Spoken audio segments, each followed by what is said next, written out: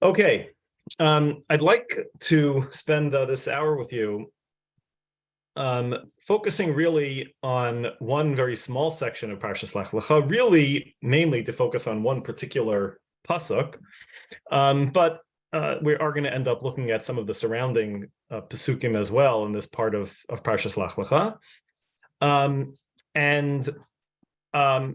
I'm going to diverge at least partially from, I think to some degree, the kind of shiur that I'm personally am used to giving. And we're going to be kind of crossing back and forth a little bit between the realms of Pshat and Drush here during the course of this shiur. However, one of the goals I have by the time we're done is to, at least in one particular and important respect, I think, to understand the what sometimes is the relevance of one for understanding the other. Okay, I'm going to start sharing the screen. The pasuk that I really want to focus on, I'm not sure that was the booklet shared with the source booklet shared with you, but no. All right, I'll put it on the screen. Let me see if I don't want to waste too much time on the chat, but if I can do it quickly, I will post it in the chat.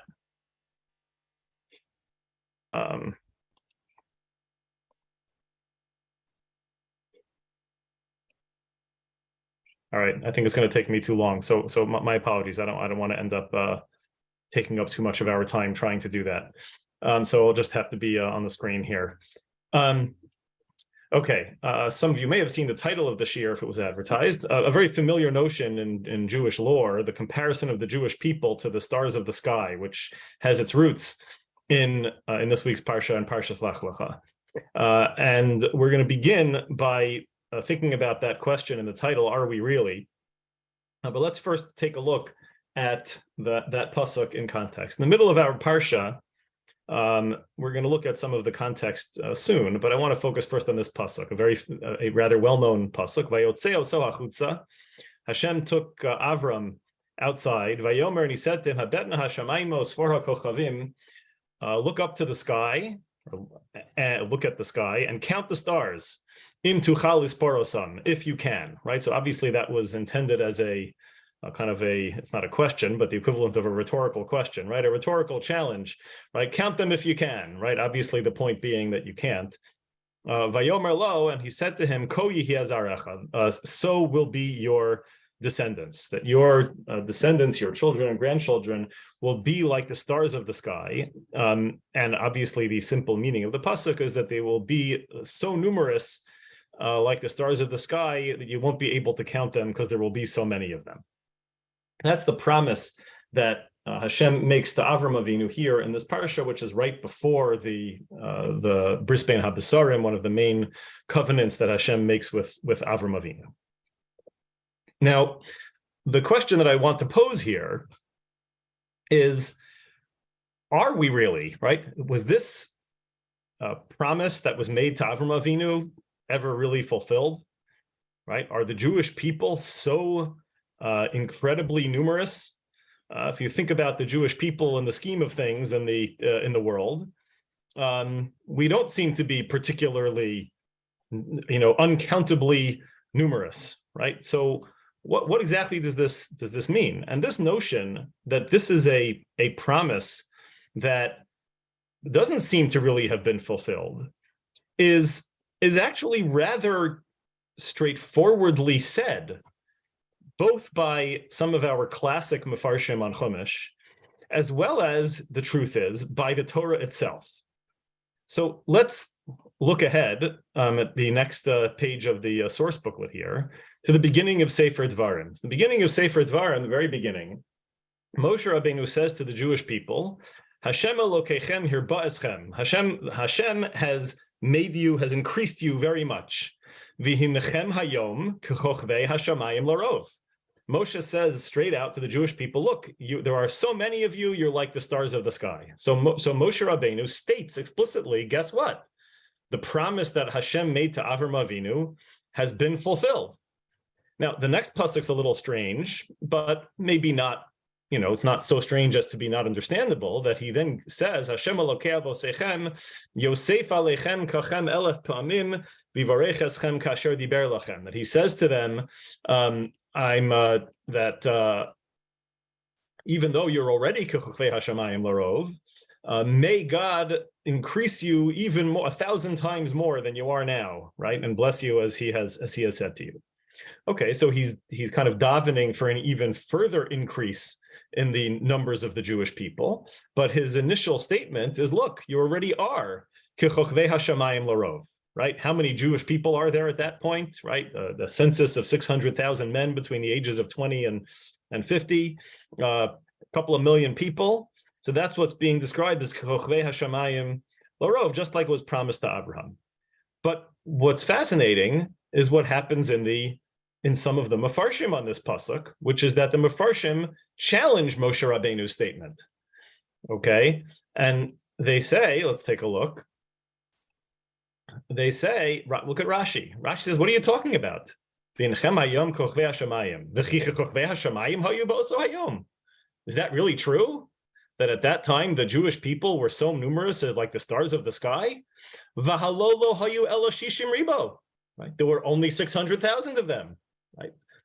Obviously, even the ancients and the medievals were well aware that there were a lot more stars than that, right? So if the promise was that the Jewish people were going to be like the stars of the sky, so numerous, maybe so numerous as to be even uncountable, well, not only is it possible to count the 600,000, right? That's exactly how we know there were 600,000 men, because they counted them, right?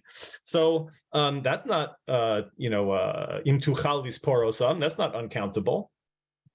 That's not a big enough number to be like kechokvei hashamayim. So what does Rashi say instead? He says, what it means is, so mahu v'hinchem hayom. So what does it really mean? It means hinchem mishulim kayom. That Moshe is comparing the Jewish people to the day and to the stars, meaning what? Kayamim la'olam kachama v'chalavana v'chakochavim. That this is not intended as being about numbers, that there are as many of you as there are stars of the sky. It's rather more qualitative, right? It's referencing the virtual eternity of the sun, the moon, and the stars. Just like as long as the universe is around, there'll be a sun and a moon and a stars. As long as there's an earth around, so too the Jewish people are a permanent feature of the world. That's the meaning of this pasuk. Now it goes without saying that is a midrashic interpretation of this pasuk. It's obviously not the pshat in this pasuk, for the very simple reason that the last word in the pasuk is larov. Right, it says hinchem hayom kechokvei hashamayim larov. You are like the stars of the sky with regard to your numbers, right? How many of you there are. So the super commentaries on Rashi, do some work trying to figure out what that word larov means. And let's stipulate for the moment that probably the straightforward, pedestrian interpretation of all of this to solve this problem, which is, how is it that what does it mean that the Jewish people are so like the stars of the sky? Obviously, they're not quite, is to simply say that it was never intended that way, right? That when Hashem promised Avram Avinu that your descendants will be, uncountable like the stars of the sky, that was, an exaggeration. It was a way of saying there are going to be so many descendants, and that's probably the simple pshat, right, of these psukim. But Rashi is nevertheless doing us a service by calling attention to the fact that there is a vast chasm between the number of Jews and the number of stars. However, there's a bigger problem with this notion of the promise to the Jews of being like the stars of the sky. It's not this pasuk, which says that they were in fact so, just Rashi, has a problem with it. But that there's another pasuk that says exactly the opposite. Just a few chapters, a few prakim after this pasuk, where Moshe says that you are kechokvei hashamayim larov, a few prakim later in Parshat Shavua and Sefer Dvarim, what does Moshe say to the Jewish people? Lo meirubchem mikol ha'amim chashak Hashem bachem vayivchar bachem. The reason that God chose you and desired you to be his people is not because there are so many of you, lo meirubchem. Ki atem hama'at mikol ha'amim. You are the fewest of all of the nations. You're the smallest of all of the nations. There are fewer of you than there are of any other notable, group of people on the planet. Rather, ahavas Hashem eschem umishamroas hashvua shenishbal avosechem hotzi Hashem eschem biyad chazaka v'yiftachem beis avadim biyad paro. Rather, why did Hashem choose you? Was because of His love for you and for us, and in keeping with the oath that He took to our ancestors, to Avram, Yitzchak, and Yaakov, to Rivka, Rachel, and Leah, to do this for us, and that's why He took us out of Mitzrayim, and that's why we are His special people. It's because of that, not because of our numbers. Now, if all it had said was that the reason Hashem chose you was for these qualitative reasons, not because of your numbers, so that wouldn't be a problem. That wouldn't be denying that there are many of us. It was just saying that that's not the reason for Hashem's choosing us. But it doesn't just say that. He says, I'll prove to you that it's not because of your numbers, because you don't have great numbers. Ki atem hama'at mikol ha'amim. So how is it that, yesterday Moshe Rabbeinu was saying that hinchem hayom kechokvei hashamayim larov, right? And today he's saying that tem hama'at mikol ha'amim, that the Jewish people is noticeably small, not dafka so big as to be uncountable. So what happened to this promise made to Avram Avinu? This point that the Jewish people are in fact small and not numerous is it. Not only do some of the Mefarshim, accept that point, they double down on it. If you look at the Rashbam here on this pasuk in Devarim Perek Zayin, the Rashbam says on this pasuk Lo mirubchem mikol hamim, that Hashem didn't choose you because of your how numerous you are. He says Anshe levav yavinu v'yitmahu. People of kind of sound mind will understand and will be rather shocked and wondering about this pasuk. V'chi Moshe Rabbeinu hayasavur sheYisrael hayutoim b'zeh hadavar.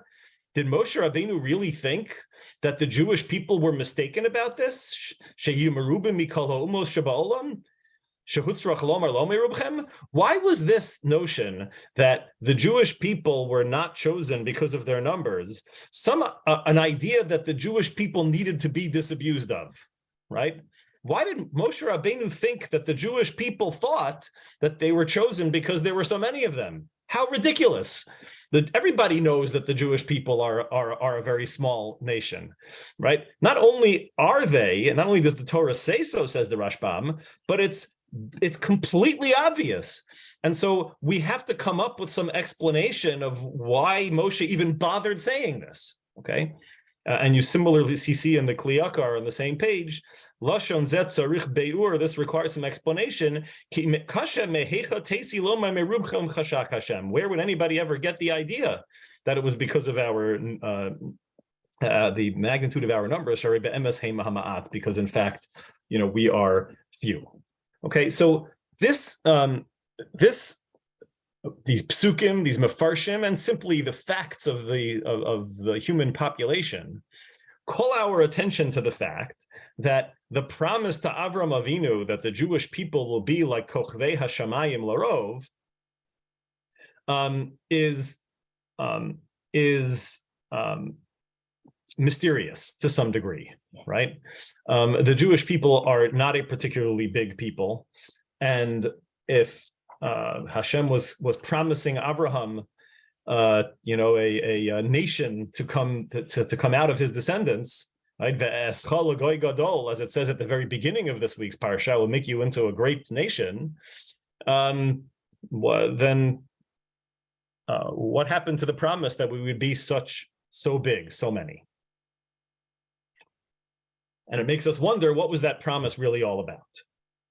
Now, here once again, let me call attention to the fact that if one wants to read this in a, straightforward, simple pshat, somewhat pedestrian fashion, one cannot deny that there is a relatively reasonable, simple way to resolve this whole problem, which is to say that the promise to Avram Avinu that you will have so many descendants wasn't necessarily being communicated to Avraham in comparison to other nations, right? When Hashem said you're going to have so many descendants, what was the context? Was the context that your descendants are going to be so many relative to other nations? One could argue not. Rather, what was the point? That you're going to have so many descendants relative to what? To your current situation. Exactly, relative to zero, right? Avram and Sarah had no children, and Avraham was worried about having a future at all, right? And so one could understand that the point of this, even if you accept what we said before, that it's an exaggeration of some sort, trying to make a point. Well, the point is, you're so worried that you have no children. Not only are you going to have a child, you're going to have many descendants that you wouldn't even be able to count, right? Meaning you're going to have a big family, right? Not necessarily in comparison to other nations. Now, again, there was already an earlier promise, I will make you into a great nation. So, one might wonder, about that, but it's at least a reasonable interpretation on the simple pshat level of these psukim. That being said, as I said in my introductory remarks, I do want to spend a little bit of time exploring some more midrashic interpretations, not actually from the midrashim themselves from that long ago, but in the style of a more midrashic interpretation of this promise that was made to Avram Avinu. For the next little part of this shir.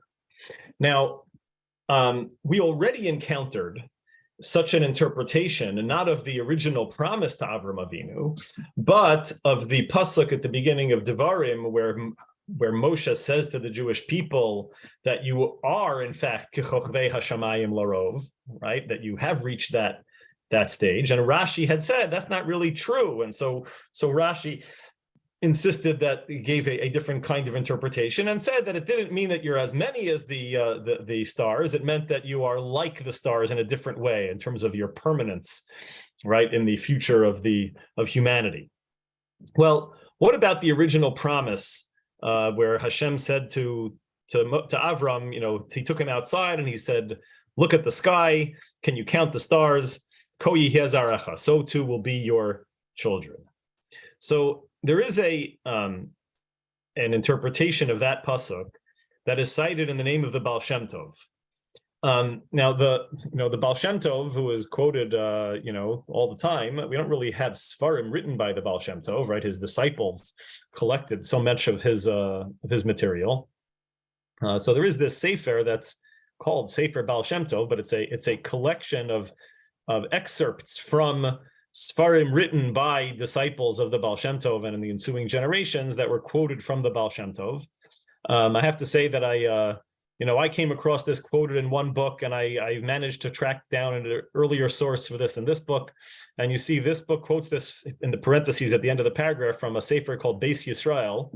I tried mightily to track down that sefer and find something, some more original source, but I was unsuccessful. You could imagine how many Sfarim there are in the history of Jewish literature called Beis Yisrael. So it's a little hard to find out. But this is as far as I got.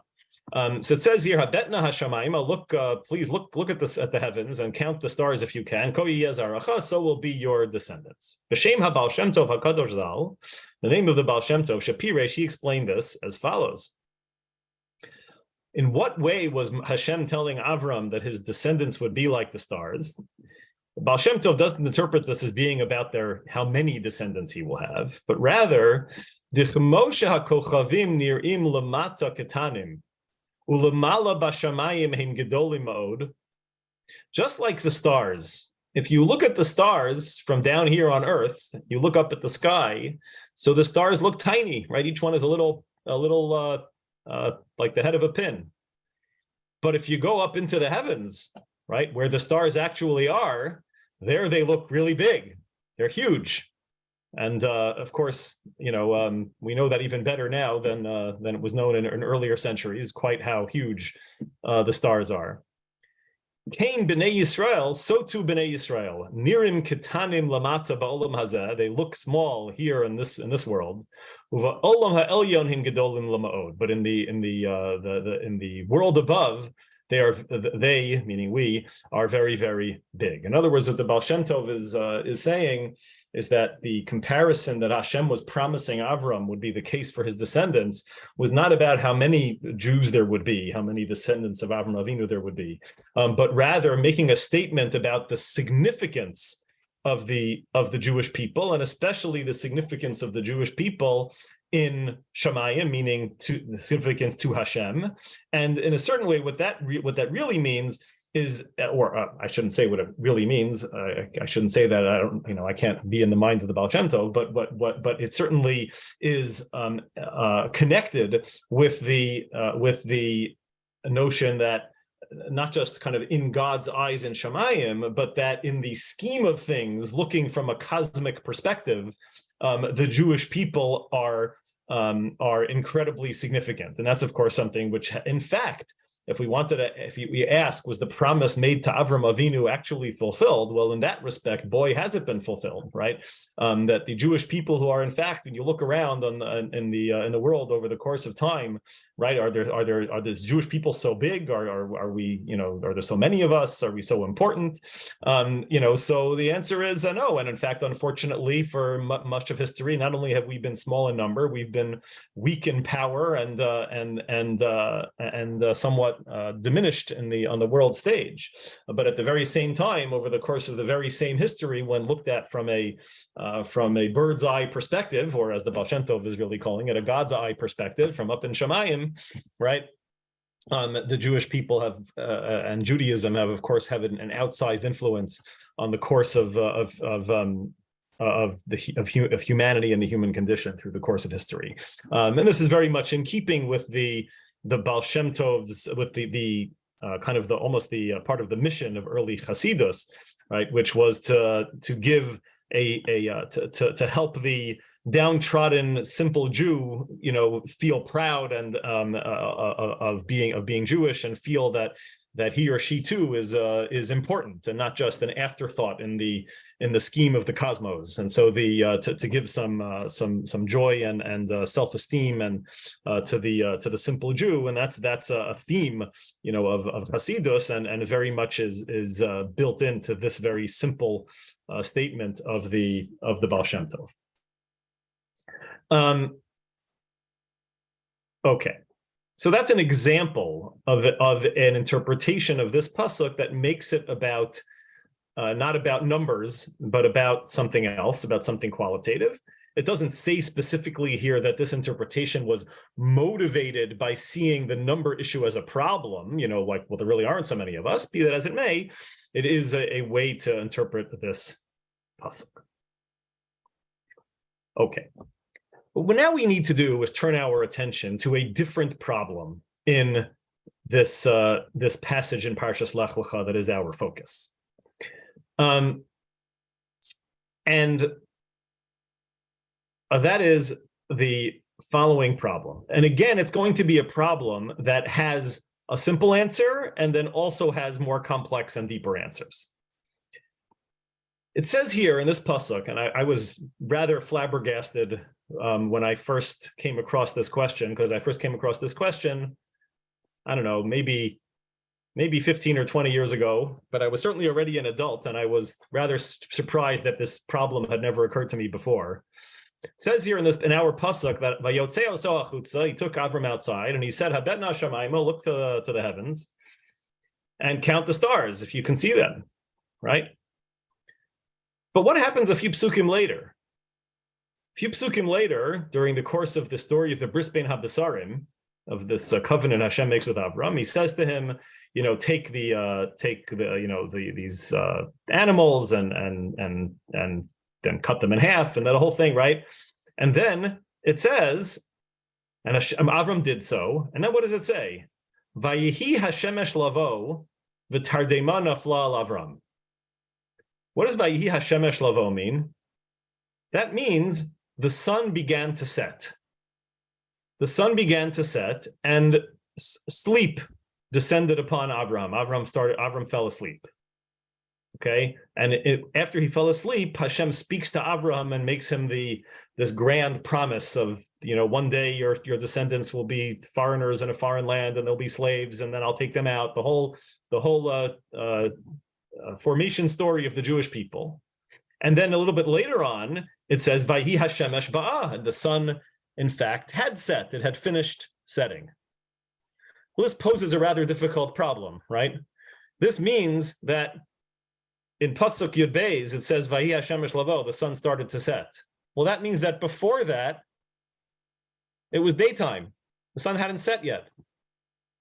So what does it mean that Hashem took Avram outside and he said, look up at the sky, at the stars, can you count the stars? It was the middle of the day.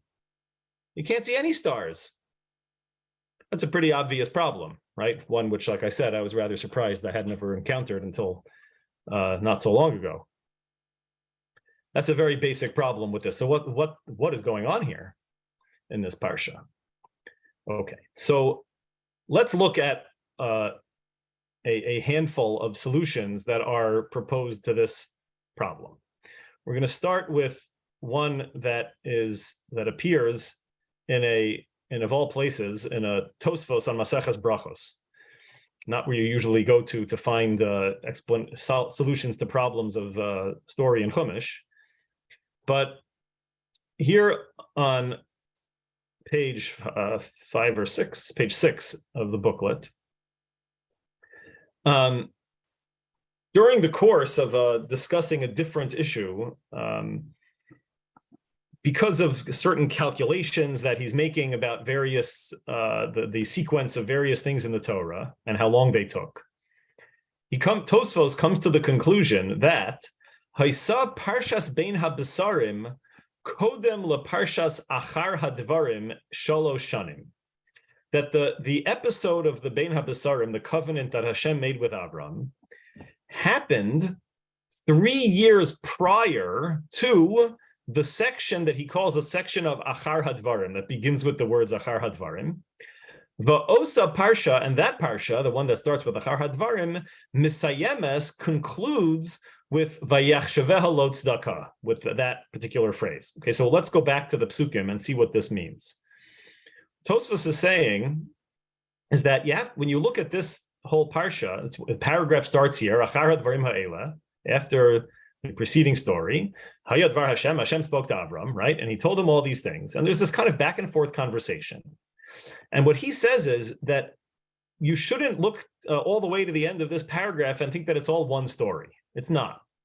That the episode that began and the conversation that began at the beginning of this parsha ends with these words that I'm pointing to here, at the end of Pasuk Zayin. That's the end of that story. And what ensues after this is a different story. This conversation didn't all happen at once. And not only is what starts here in Pasuk Zayin and the story of the Bris Ben Abisar, not only is it a separate conversation between Hashem and Avram, it actually happened to have happened before the first half of this paragraph. It happened 3 years earlier, right? But the Torah isn't always written in order.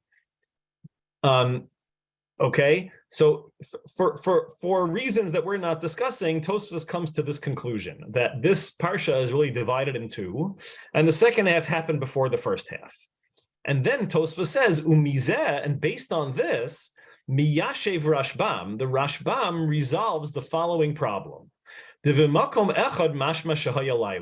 at one part of the story, it sounds like it was happening at night. Because he said to Avram, count the stars, must be happening at night. But after that ksiv, it says, the Torah writes, Vahi Hashemesh lavo, that the sun had set. Mashma shehu yom, that implies that until now, it's been the daytime. Okay, so exactly this problem that I was pointing out in the psukim was noticed, not surprisingly, by the Rashbam. And he said, you know what the answer to that problem is? Actually, this is not one continuous story. It's two separate stories. They didn't happen at the same time. And the Torah isn't always written in order. So what that does is it splits the part of this the parsha that talks about the sun starting to set, and says that was a completely different story that happened years before, and which means that we can say that when Hashem brought Avram outside, it was the nighttime, because when it says later that the sun was starting to set, that was a completely different episode. It wasn't connected. Okay, so כבוד הרב, maybe ויוצא אותו החוצה, it's not Avraham, maybe it's the Shemesh. But I'd say, but why would Hashem be talking to the sun? I mean, he says, he says, he took it out, or everything. He took out from the normal process of the Teva, and he wanted to show it during the day. Interesting. Okay, so listen, since we're in a world of midrashic interpretation, that's an eminently possible interpretation, right? That the Vayotze you're interpreting as meaning a kind of taking the world out of its normal course of events. Okay, if some meaning can be built out of that, that could be very interesting. Okay, what other ways do we have to resolve this problem? So as I told you before, there is one very simple pshuto shel mikra resolution to this problem, which is the interpretation given by both Rabbi Yosef Bechor Shor in this next page, as well as the Ibn Ezra, gives a different shot, which is that we have to look at the very first pasuk of the parsha. And I'm sorry that I keep scrolling back and forth, but we need to keep looking at the psukim. Hope it doesn't make you dizzy when I do that. How did this parsha start? Achar dvarim ha'eleh, hayod dvar Hashem al Avram. Hashem spoke to Avram. Ba-machazeh le'mor. He said to him, in a machazeh. What's a machazeh? A machazeh is a vision, right? Which means that this whole conversation between Hashem and Avram isn't necessarily something that's happening in kind of the normal waking life of Avram Avinu, but he had a vision, a nevuah, in a vision. And so therefore, if it's all happening in a vision and not in reality, then when it says Vayotzeo so hachutza, when he says he took him outside and he said, look at the heavens, maybe this was happening during the day, but that doesn't mean that in his dream it was daytime. If it was all in a vision, so maybe in the vision it was nighttime, right? And at a certain point later in the story, Avram actually, it's no longer happening in a vision, and the Bris Ben Abisarim, many will argue, was happening, so to quote unquote, in real life. Okay, so that solution to this problem, as I mentioned, is said here by Rabbi Yosef Bechor Shor. He says, "B'machazeh kemo b'chalom," like in a dream. And it's a little bit cryptic. If you haven't done the background work that we've done to recognize the problem in the parsha, it would be a little hard to understand what he's saying here. But now that we've done that, it's very straightforward. In a dream, ki adayin hayayom. In other words, what is it? Because it was still the daytime. What Bechor Shor is saying is that it has to be a dream, because it was still the daytime. How do we know it was the daytime? Because it says Vayi Hashemesh Lavo. It says that the sun was starting to set later, and then he says later Vayotzeo so achutza vehera lo hakochavim bayom, and he showed him the stars during the day, but that had to be in a dream because he was showing him the stars during the day. Okay, and as I mentioned, Ibn Ezra, if you look it up, has the same pshat. Okay, and so that's a pshuto shel mikra solution to this problem. That when Hashem said to Avram, try to count the stars, he was showing him a nighttime sky during the day in a vision. Okay. What I'd like to spend the next few minutes on is to me a very arresting and very meaningful alternate interpretation and solution of this problem. Of the daytime versus nighttime, and something which gives an entirely different spin to the meaning of this promise made to Avram Avinu, and again in a midrashic vein. This was a sefer that I never saw before. I saw it quoted somewhere else, and it was very taken with this pshat, so I tracked it down to look it up. It's a perush called Minchas Shabbos on Pirkei Avos, written by a figure from the 1800s. His name was Rav Yosef Chaim. He was the Yosef Chaim Kara. He was the Rav of several towns in central Poland, which are listed here. And he wrote a perush on Pirkei Avos. And the particular mission in Pirkei Avos that he's talking about is not important for us, and I apologize for the difficult to read print here. There is no, more recent edition of this sefer, and he says the following: Venerally, it seems to me, Dihine lichora yikshe al ma'amar hakadosh baruch hu she'amar habetna shamayim usfor hakochavim. It would seem that there's something difficult about Hashem saying to Abraham, "Look up to the heavens and count the stars." Ki ilu hakochavim she'anu roim heim nimnoi hamispor me'rubuyam, as if the stars that we see are not countable. Right? Hashem is sort of implying you can't count them, but that's not true. For millennia, astronomers, people who look at the heavens, have been counting the stars, right? So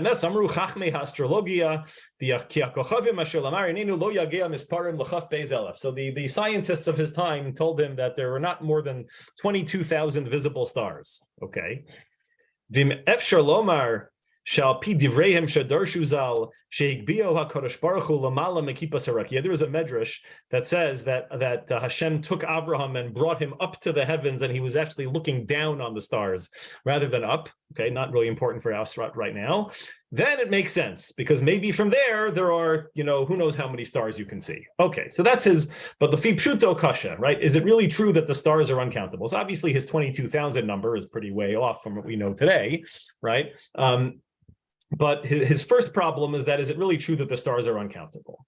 Now, but ultimately, okay, he's going to address our problem too. So in the context of this question, he starts to develop an idea about how to interpret these psukim, and he says this: Li'ish holech be'ishon laila, a person who walks outside in the dark of night, sheyabit hashamayim, looks up to the heavens. Imrabu hakochavim hameirim la'aretz kedei sheya'iru al kolpanim miktsas nasivaso. Right.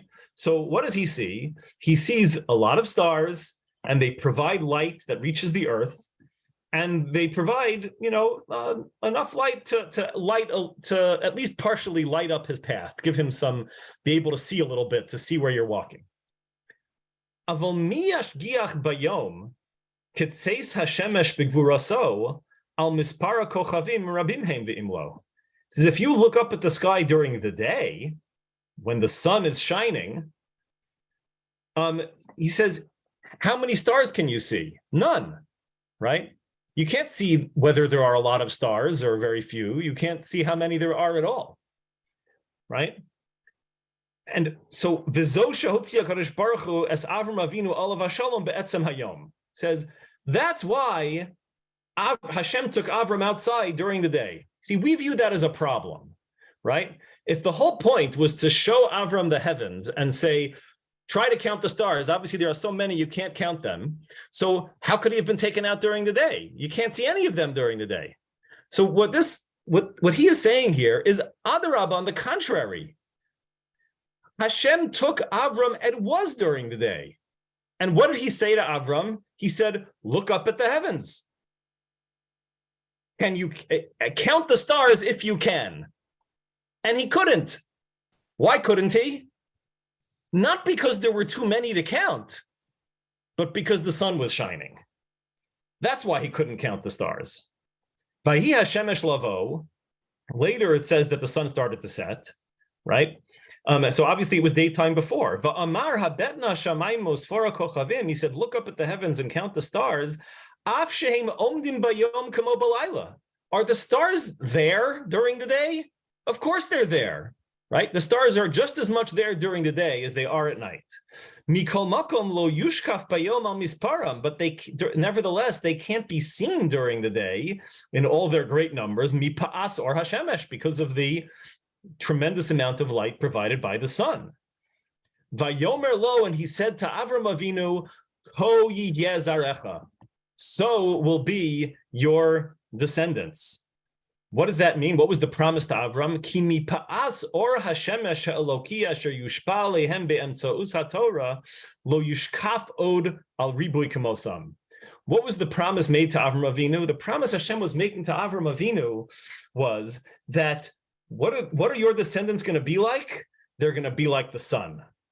That the Jewish people are going to shine so brightly that when anybody tries to look at the stars, right? No, but when the Jewish people are around, they're not going to be able to count the stars because of the great bright light that is being shined by the Jewish people as a result of the Torah that we were given, and and the mission that Hashem gave us, and the amount that we are therefore able to contribute to the world. And so that the bracha Tavram Avinu, and of course there's a certain sense in which this interpretation is even more meaningful now that we know. I mean, I guess it was known already at his time, although I don't know if he had enough of a secular education to understand this, the author of this Perush, but which is that the sun is also a star, right? And what's the point? The point is that the Hashem was giving Avram a promise that when taking a look at humanity and at the world, the Jewish people, which is just one little star among many, is going to shine so very brightly as to sometimes be sort of drown out everything else you can see. And the inability to count the stars was not because there were so many. It was because of the brightness of the sun. That was the promise made to Avram Avinu, and which dovetails with, in a certain sense, even though the details are a little different, with what the Baal Shem Tov said that we quoted earlier, that this is about a qualitative promise rather than a quantitative promise, and therein, of course, there is a great sense in which this promise, in fact, was fulfilled, even though the Jewish people are hama'at mikol ha'amim, right? We are the least numerous among the nations. There aren't so many of us, but adarabba, that on the contrary, despite our small numbers, we have been able, not because of our own personal zechus, but because of the zechus of our of people like Avram Avinu, and because of the gift given to us by the Ribono Shel Olam, to be able to offer so much to the world and to shine brightly. Okay. Now, what I'd like to do is next is, and with this to head towards the home stretch of this shiur, of this hour that we're spending together, is to, in a certain sense, bring the I see there's a question in the comments about it. So about the word larov. Does it say that wasn't in this pasuk, right? That was just in the pasuk in Sefer Dvarim, the word larov. Am I mistaken? Right. It doesn't say that here. Here it just says sfora kochavim and tuchal lispor osam. The pasuk in Sefer Dvarim is separate. I mean, that's that's the nature of drash rather than pshat, is that we're offering a meaningful interpretation of this pasuk that doesn't necessarily have to account for everything and every other pasuk at the same time. What I'd like to do here now is to bring this, in a certain sense, back to the realm of pshat, in a certain sense, but to learn something from this more elaborate and perhaps deeper and midrashic interpretations of this pasuk, to inform maybe a deeper understanding of the simple pshat in these psukim and in this promise. So let's turn back to the beginning. So what's the simple meaning? The simple meaning of the psukim is that, of course, this was about numbers, and that Hashem was promising Avram Avinu that he would have many descendants. Maybe he wasn't promising him that we would be more than any other nation, but that there would be a lot of them, and very many of them, and the millions of descendants, qualifies as a lot. Okay, and that's good enough to as a simple interpretation of these psukim and for the fulfillment of that promise. But there's something much deeper to understand about that promise and the fulfillment of it. Avram Avinu was a man who lived, about 3,000 years ago. And Hashem appeared to him and told him that you're going to have so many descendants. Let's take a moment. This is something some of you may have thought about or read about before, but there's something that we should understand about the nature of populations from the science of demographics. And if you're interested, I'm going to ask the Torah in Motion to provide this PDF to everybody later, so you can read through this in more detail if you want. But I have included at the end of this booklet an article. It was published in Nature about 15 years ago about the following issue: modeling the recent common ancestry of all living humans. Okay, I'm not sure if we're going to have time to do this in any detail, so let me give a little bit of an introduction here without reading the text of this. If you think about your ancestry, right? So each generation, how many ancestors do you have? Right. So each person has 2 parents and 4 grandparents and 8 great-grandparents, right?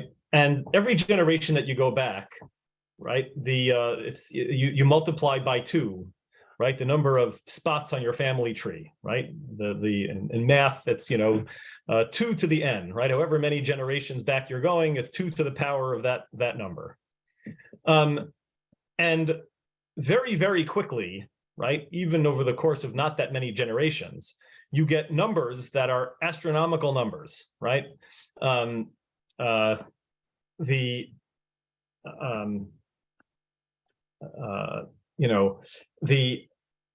should give a quick example.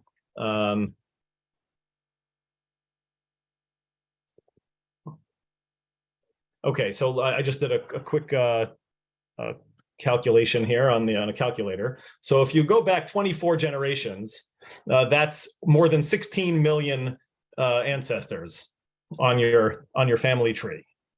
Okay.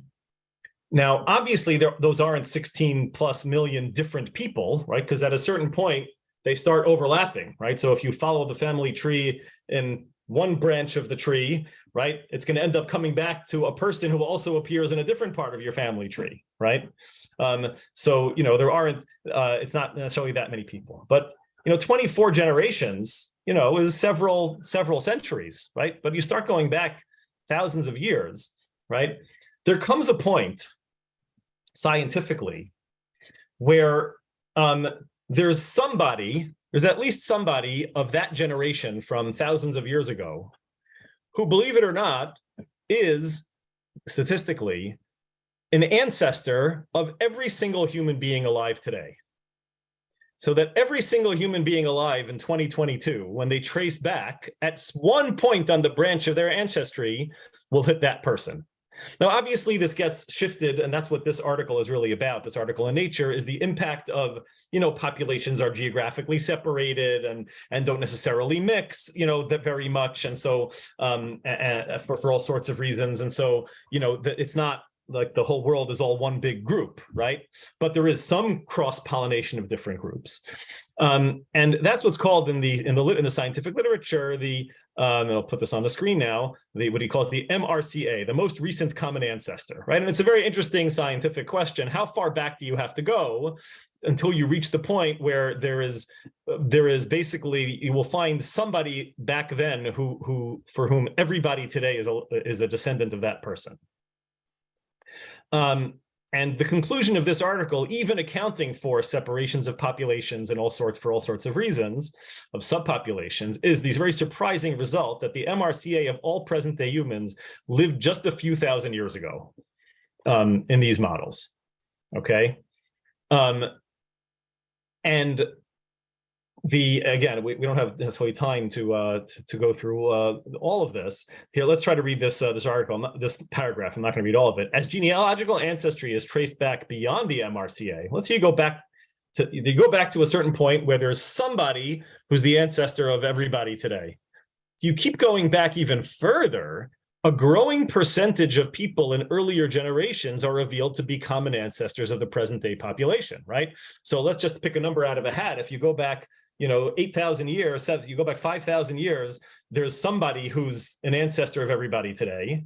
Well, a little bit before that, you'll probably find two people who were the ancestors of everybody today. And you go back a little bit before that, you'll find a growing number of people who are ancestors of everybody today. And eventually, you reach a point. I'll stop here again. You can read the article at a later date if you want to read more. Eventually, by going back further, you reach a point where, I hope you're following this, where everybody alive then is an ancestor of everybody alive today, right? And that whatever, however many people were alive at a certain time, a very, very long time ago, so that everybody in that population either has no descendants today, or because their line ended, or is a descendant of everybody alive today.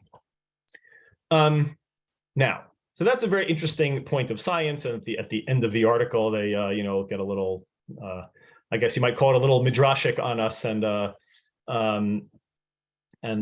say that our findings suggest a remarkable proposition. No matter the languages we speak or the color of our skin, we share ancestors who planted rice on the banks of the Yangtze, who first domesticated horses on the steppes of the Ukraine, who hunted giant sloths in the forest of North and South America, and who labored to build the Great Pyramid of Khufu. Okay, so all of us are descendants from everybody at some certain point in history. Now, putting aside the specifics, the narrow numbers, and the absoluteness, it was everybody at that time, or it was, right? But let's bring this back to this, to our learning our Pasuk and Chumash. Hashem promises to Avram Avinu that Ko yeh zaracha, you're going to have millions of descendants, right? Tons of descendants. And we said, you know what, that came true. But we understand something about the demographics, right? Okay, that's true. But you know what? That was true of a lot of people around at the time of Avram Avinu, right? Almost a huge percentage of the individuals who lived at the time of Avram Avinu, had just as many descendants as Avram Avinu. In fact, all of us are there. All of us Jews who are descendants of Avram Avinu, we're also all descendants of somebody else who lived at the time of Avram Avinu. Right? So what's so special that we're descendants of Avram Avinu? And what was so special about the promise made to Avram Avinu? What is this? What's so special about this connection that we have with Avram Avinu, and that we're his descendants? That we can trace ourselves back. When it comes to what we're trying to explain again is we've talked about midrashic interpretations. We're coming back to the pshat, right, which is that this really is about numbers. But now I'm asking you, fine, it's the pshat, but why is it meaningful? So what's the obvious answer? The obvious answer is that we know that we're the descendants of Avram Avinu, right? But there might be 5 million other people who were walking planet Earth at the time of Avram Avinu who are also my Bubby and my Zaidi, right? But I don't know that. They're complete strangers to me, right? The promise to Avram, and here's where the pshat and the drash merge, right? Because why is it the promise to Avram was about numbers, but why do the numbers matter, right? Why is that something special? The reason that is something special is because of the kinds of things that we were taught by thinking in a different way about these psukim, but what we learned from the Baal Shem Tov, but what we learned from the Minchas Shabbos about the meaning of the promise to Avram Avinu, that the promise to Avram Avinu wasn't just about how many Jews there would be, it was about how special the Jewish people would be. And not only, and that why do, as I said before, the light that we've been Baruch Hashem able to shine on the world over the course of history, it's not something that's because of my and your great talents. No offense to anybody here, right? But it's because of what we were granted, what we were given, and it's because of the zechus of Avram Avinu, and that was the promise that Hashem was making to Avram Avinu. Look up to the heavens and try to count the stars. Can you count them? And the answer is twofold. No, I can't count them. Why? Because there are too many, and I'm going to have so many descendants. But why does that matter? That matters because there's another reason I can't count them. It's because you're trying to show me the stars during the day. And when the sun is shining, I can't see the stars. And that's a reflection of the meaningfulness of the Jewish people, and that Hashem was promising Avraham Avinu, 3,000 years from now, there are people who are going to be saying, Avraham Avinu was my Zaidi. And that I care about that, and that means something to me, and that it's contributed something to the world. That's the composite promise that was made to Avraham Avinu, and the composite fulfillment of that promise that has in fact come true over the course of the generations since Parshat Lech-Lecha. Okay, thank you for joining me here tonight. That's what I wanted to say today. We have 2 minutes left on our official clock, so if anybody would like to ask if you have any comments or questions, I happy to listen. I think just to make it even stronger is the fact that it's not only that that we are, the whole world has got one ancestor, millions of years ago. It's the fact that not only is that we recognize Abraham as our forefather, whereas the rest of the world doesn't recognize, and therefore it makes it that much stronger, the promise to Abraham that his descendants would recognize him, remember him, know him, and follow him. Right. Okay. Thank you. I read something, Rabbi, that concerned me. It said, was Abraham a Jew, or were we Jews only when we got the Torah? Okay, so that's I was, for convenience's sake, I was using the word Jew when I was talking about the descendants of Avraham Avinu, right? That's really more of a listen. That's both a substantive question and a semantic question, right? It's a substantive question in the sense of, well, Avraham Avinu also had descendants who were not part of what we call the Jewish people, the descendants of Yishmael and the descendants of Esav, right? Yes. So the descendants of Keturah, right? So you're right? There's a sense in which the promised Avram was Ki b'Yitzchak yikarei lechazara, right? That it was a segment of Avram's descendants, right? That were given this promise. So there is some substance to that notion. It's also a semantic question, just of what does the word Jew mean, and then how do we use the word Jew, which has its origins in the word Judah and Judea, and so that doesn't necessarily matter all that much, what word we're using, but there are. There is, as I said, something substantive here as well. Yes. Thank you, Rabbi. Very good. Welcome. Like I said, I'm sorry that I couldn't share this PDF with you on my own, but I will. Mitzvah Hashem, I will ask the Torah in Motion office to provide it to everyone. Yeah. I want to just point out, they've just recently found that a painting by Mondrian, which was hung in the galleries upside down. It needed to be turned the other way up. I think that the best interpretation of the Machazeh that you're talking about is the same thing. He's saying we've been looking at it upside down. If you look at right, so that's in keeping with the midrash that I mentioned very briefly and quickly at a certain point in the shiur, that says that, you see, now that if everybody is obviously free to leave at this point, it's after 9:30, but I'll spend another minute. There is a discussion in the midrash of, they talk about this word habet na hashamayma.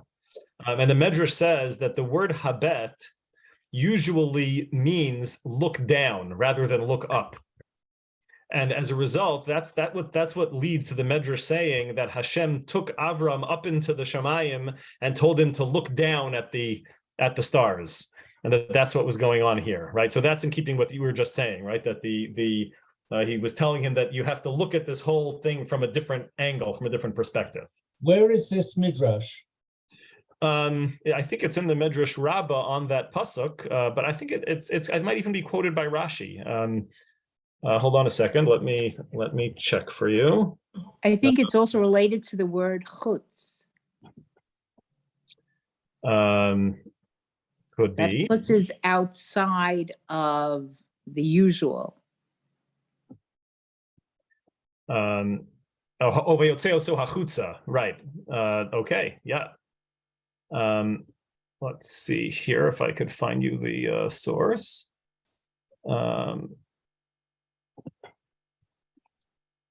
Don't worry, I'll send you my poem, which I've written on Yes, this. it's in Bereshis Rabbah. It's in Bereshis Rabbah, Mem Daled Yud Bet. Oh, 44:12. Yes, in Bereshis Rabbah. Yeah, That's- Ein habata ela milamala lamata. All right, so you can look at there. You know. That's exactly the same as the Mondrian, isn't it? Right. That's what I was responding to. Thank you very much. I'm at. Yeah, I believe that's where it is. If I'm off by a little bit, I apologize, but I believe that's where it is. Trying to do this quickly. It was a fantastic Dvar Torah, if I may Thank say. you. I appreciate that. Okay, have a good Shabbos, everyone. Good Shabbos. Until the next time. Shabbat shalom yeshkayach. Thank you. Thanks so much. Terrific class. Thank you. Thank you. Thank you. Shabbat shalom. Shabbat shalom.